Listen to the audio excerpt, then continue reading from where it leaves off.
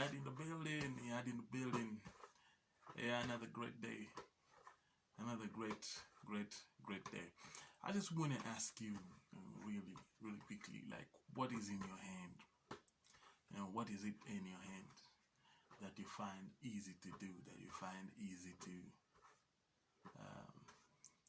carry out? What is it in your hand? There are people who are good in playing basketball, as you can be able to see. There are people who are good in cooking. There are people who are good in talking. They can really talk. There are people who are good in running. There are people who are good in fashion and modeling. There are people who are good in there are a lot of things out there: drawing, painting, singing. People who are, what is it in your hand?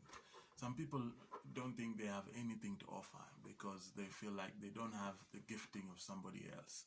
You know, basketball like this is just basketball, but in the hands of LeBron James, man, is worth a lot more money. It's worth a lot more money. So, and again, a ball like this, you know, it's just, you know, it's just plastic or something like that. But then in the hands of Michael Jordan, man, it's millions and millions of dollars, maybe billions of dollars.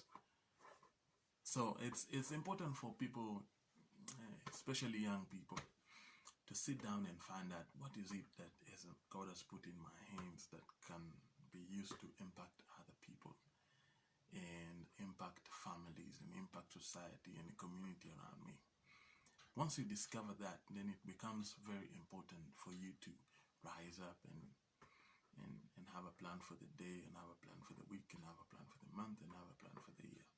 Because when you find your giftings and which is tied up to your purpose, then you start living for something. You do not live because other people are living. You do not do things because other people are doing, but you do things because it's in line with your purpose and your gifting. And so it's important for us to realize, why am I given this gift in my hands? As I said, there are people who didn't know what they could be, but they started playing basketball. Michael Jordan started playing basketball, all from the ghetto, playing basketball, and now he's become a very big icon. You know, his pictures, his shoes, and products that come from the Michael Jordan product are now, it's also world phenomenal because of his discovering his gift. And we can talk about LeBron James and Mamba, who's passed on, but we don't have time into that. There's a young boy in the Bible. His name is David. He had an opportunity of taking care of his father's flock in the backyard, maybe because he was one of the little children in the house. He could have sat down and complained and say, "Oh, why did they do this? Why did they throw me in the backyard and just to take care of livestock, and this is all I have?" But while he was there, he practiced singing. He practiced using a sling to throw stones and just take care of the sheep. And he became courageous, and just opened so many other things in his life that he didn't know he could. He started being courageous. Yes, a boy out there, but then he became courageous. He said, he said that a lion came and he was able to, rescue a lamb out of the mouth of the lion, and the bear came and was able to do that. And you can imagine him sharpening his gifting. And one time, God rejected the king in the kingdom of Israel. And they were looking for somebody who could be able to replace him. And so God was very specific. Look for a young lad who is handsome and who can be able to fight a warrior, and who can be able to play harp, so that he can come whenever there's a demon on Saul, he could be able to check it out. So they looked around and they found, is there not a son in Jesse called David who can be able to play a harp? And he can, whenever he plays, and the demons will be able to check the king. Very important. That was an opportunity because of his music. You brought him to the palace. Now, what brought him into the really national scene where a newspaper could write about him? The bloggers could be able to blog about him. The YouTubers could be able to talk about him. Is a time when there was a problem, and there was a war between Israel and the Philistines, and it was a very, very big war because we had a man by the name Goliath. You can find that in Samuel, I think 1 Samuel 17.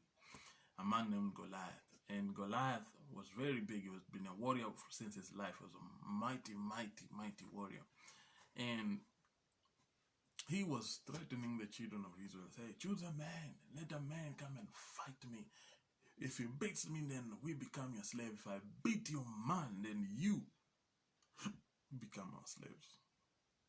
Man, you can imagine how it was. 40 days, day and night. 40 days, day and night. No one came out to fight him. So David was asked, because he had gone home on leave. The king has gone to war. You can't stay in the palace. You go back home. When he was at home, his father told him, now take food to your brothers. When he hit the battlefield, then there was this man who was telling them, hey, choose a man. Let a man come and fight me. If he beats me, I become... And he says, who is this uncircumcised Philistine who is defying the armies of the children of Israel? Who is this? And they said, oh, there's no one who's come out to, you know how story goes. There's no one who's come out to beat this man. So if you're able to, if you're able to do it, then he says, no, I can be able to do it because I said his family will not pay tax. His family will not pay tax.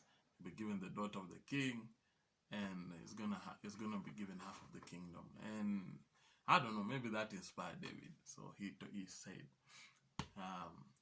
hey, I can fight this person. So story went around. His brother said, oh, you are so unruly. Why do you want to go and fight? But long story short, David came out and he had to face Goliath. And with a stone in his sling, he threw one and hit Goliath over here, and Goliath fell down. And Goliath died. He went over, cut his head, and with the sword of Goliath, cut his head. So this is what I'm trying to say. What is it in your hand that you can be able to use to impact your life, lives of others, and life of the community? So very important. Whatever is in your hand, take it really seriously that God has given you. Don't, especially if you're young, especially if you have a little bit of time, sharpen the giftings that God has given you and has put in your hand. Until next time, for those who are watching this, Iyad in the building, click over here, stick in this channel, see what God can be able to do between you and I. Share, tell somebody we are here to impact lives. So until next time, God bless you and see you in the next video.